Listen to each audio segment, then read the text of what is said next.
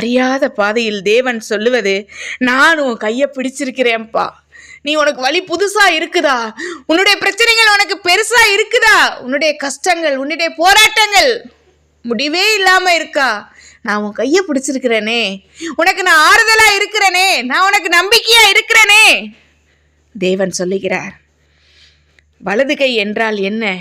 நம்மளுடைய வேலை ஸ்தலத்துல, நம்முடைய முயற்சியில, நம்மளுடைய எதிர்காலத்துல, உங்களுடைய எதிர்காலத்துல, இந்த வருடத்தில் நீங்கள் எடுக்கும் முடிவுகள்ல, நீங்கள் போகும் பாதைகளில் வலது கையை பிடித்திருக்கிறார். எல்லாவற்றிலையும் கூட வருகிற தேவன் அல்லவா அவர். அனைத்திலும் தேவனுடைய கை உங்களோட.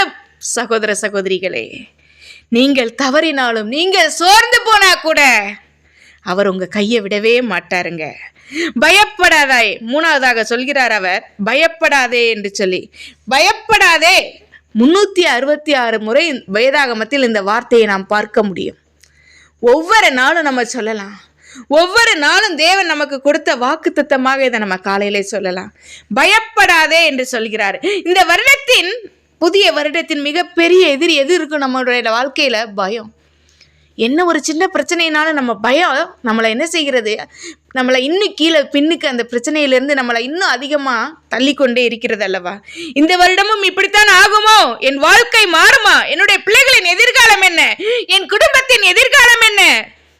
என்னுடைய வேலை ஸ்தலத்தில் எதிர்காலம் என்ன? ஐயோ, எத்தனை வருட காத்திருப்பு! பயப்படாதே மகனே, பயப்படாதே மகளே. தேவன் சொல்கிறார், நான் சொல்லவில்லை. பயப்படாதே என்று சொல்லி தேவன் சொல்லுகிறார்.